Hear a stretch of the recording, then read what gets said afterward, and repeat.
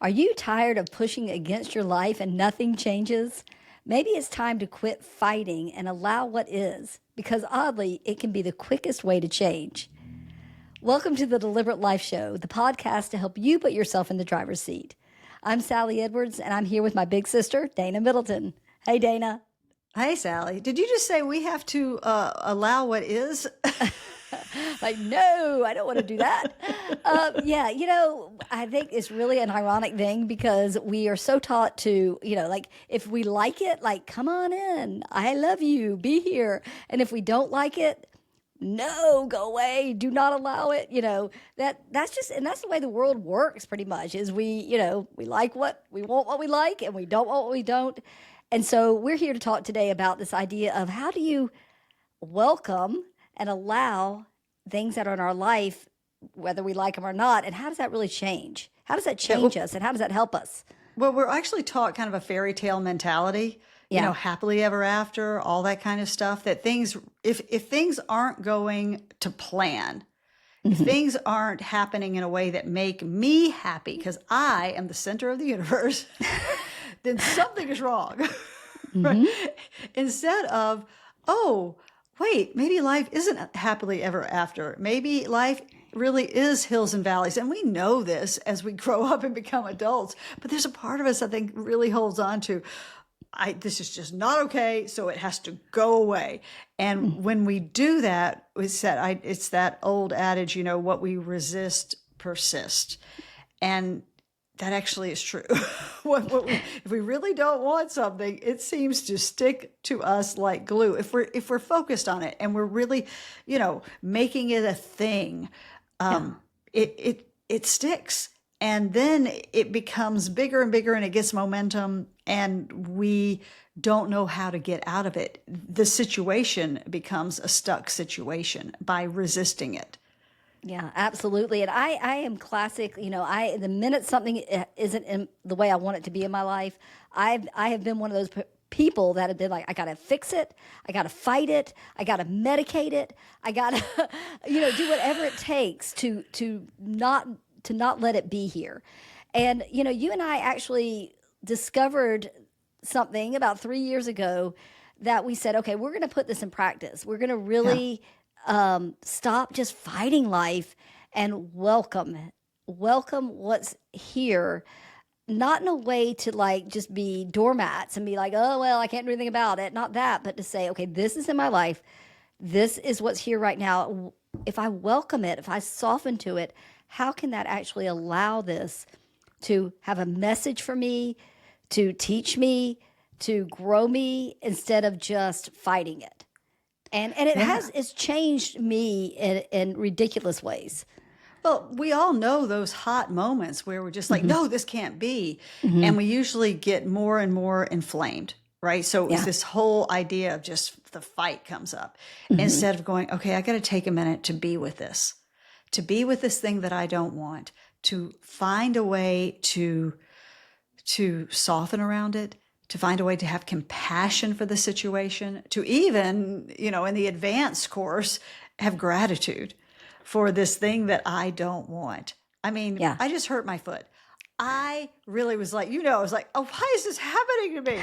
Like, I can't walk. I mean, I can walk, but I can't go walking. I can't, it hurts to be in a shoe and things like that. I'm like, oh, of course I'm going to go to the doctor, all those things. But there's a part of me that's saying, instead of resisting it, what's the message for me?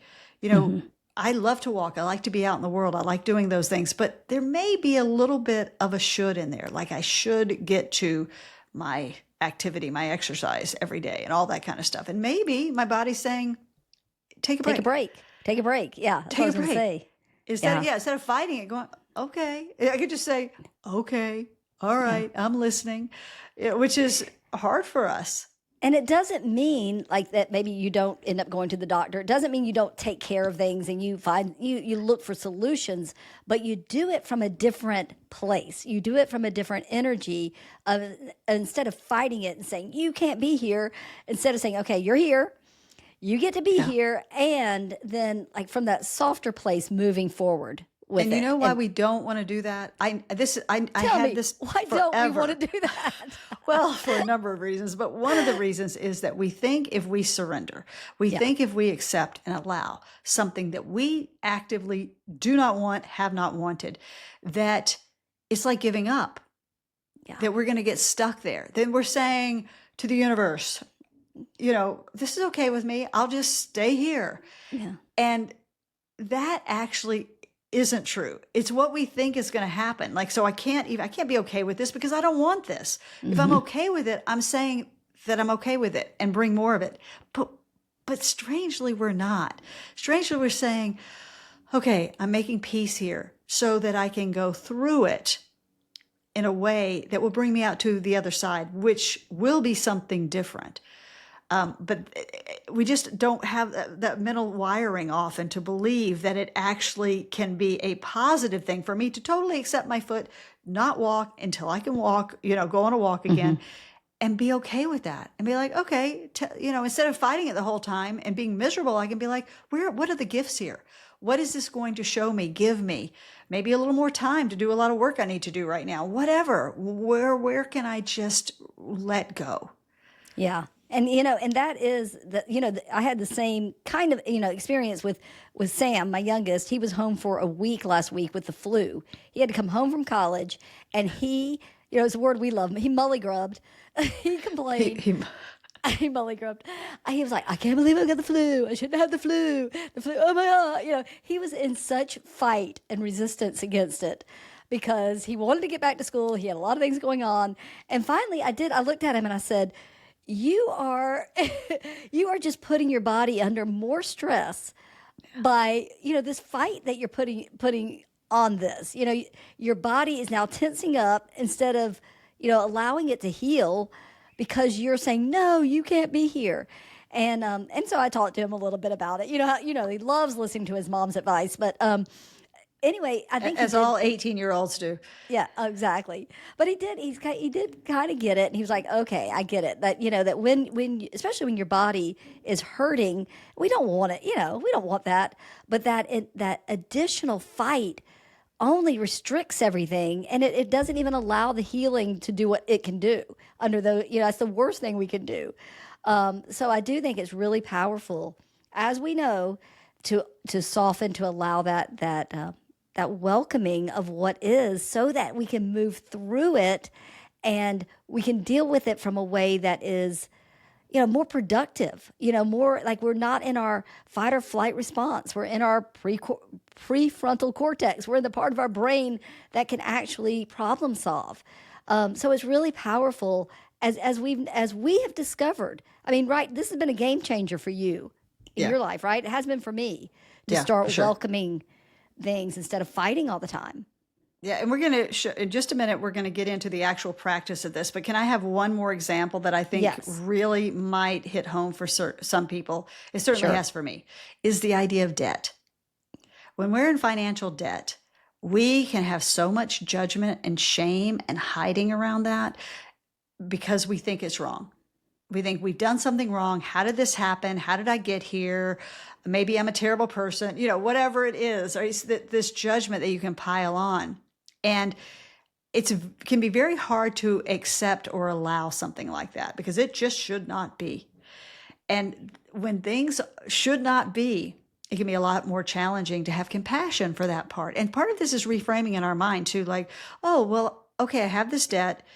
All right. How can I see how maybe this was helpful to me? That maybe I got into debt because I needed a little support at that time, and this was the way to get it. So instead of demonizing it now, just kind of have compassion for the part of you that got into that situation and for the situation so that you can move through the situation. We're not saying you need to be stuck in the situation. Yeah. And it actually allows us to move through it more quickly. When right, you are it not softens things up. Yeah. Right? It just kind of releases something because when we're focused, like this is not right, so with so much energy and intensity, it just creates momentum in the thing that we don't want. Yeah. So we want, and sometimes it may just mean you need to not just look away. Look away. That could be number one practice. Just Acknowledge that's happening over there. Look away because you don't need to start with it because it may be too much to have gratitude for it or to welcome it or to, be in that place where you're having lots of compassion. You'll get there really quickly. But at first, maybe just don't give it so much attention.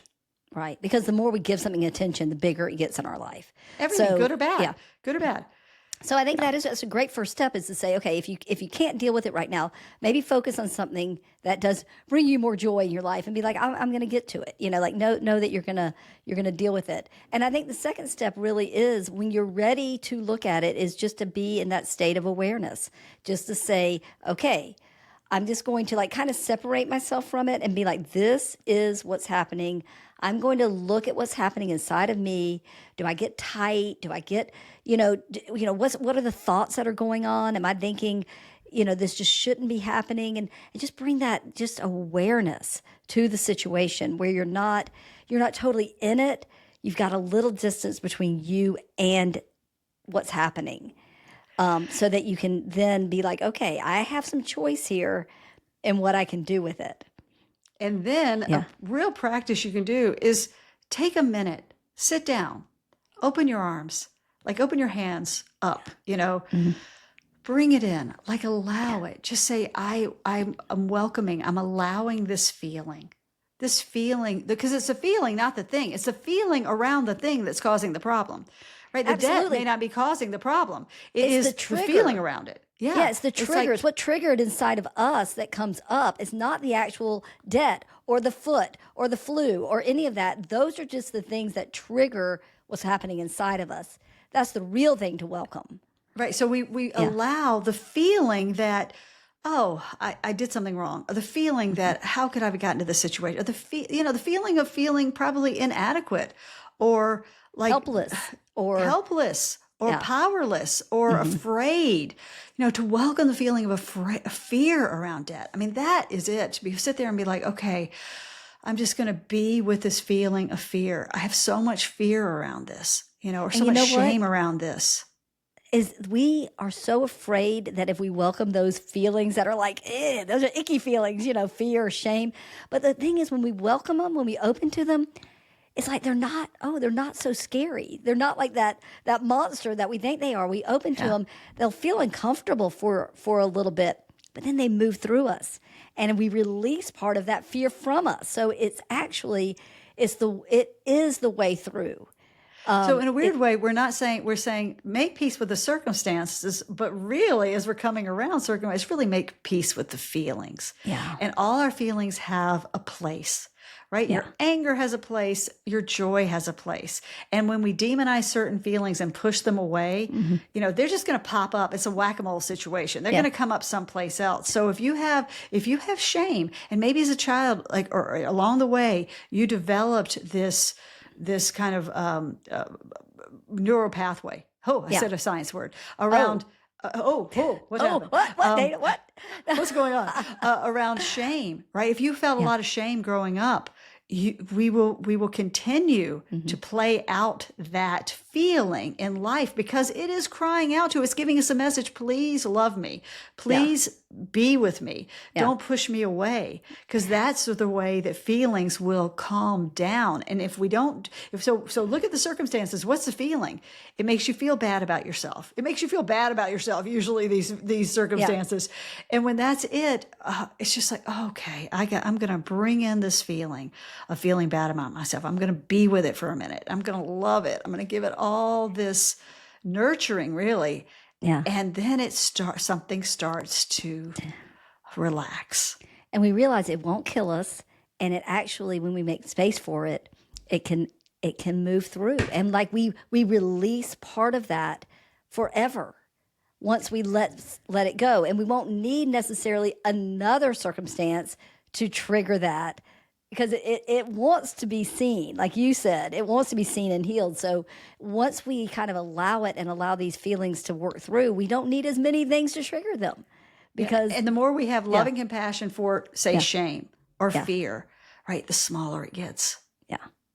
It's just not going to act out as much, but it'll come up sometimes because it has a place. All of our feelings have a place, but it It doesn't have to be, come up in this like volcanic way. It can come up in a way that feels more normal, more normalized. And so that's the power of welcoming. It is allowing our full experience, what's happening outside of us and what's happening inside of us. And that's where things start to change. And we have done this, and we know the power of it, and know that when you stop fighting everything, it seems like it stops fighting you.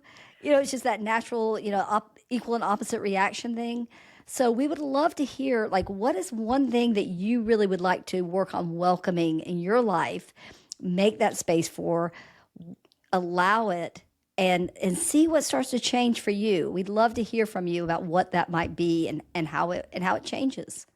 Yeah, and go a step further. I hate the circumstance. Ask yourself, why? Because what does the circumstance make you feel like? What is it bringing up? And that's where you really get to the gold. Because once you see, oh, I felt this feeling before. I felt fear or shame around this, and this. Oh, now I'm just transferring it to money because I need to feel shame because I'm so used to it and because I haven't made peace with it before. Yeah. And making peace with it, giving it space, lets us move forward. Yeah. So that is good job, sis. Good. You brought up this topic. It's a great topic, and I love it. So thanks for doing that. I was saying that's our welcoming practice for the week is to give these things space in your life and soften and see what happens. We'd love to hear about it. Great. All right. We will be back next Tuesday with more tools and inspiration to help you get in the driver's seat. Until then, please like and subscribe. We'd really appreciate it. All right. See ya. Bye. Bye.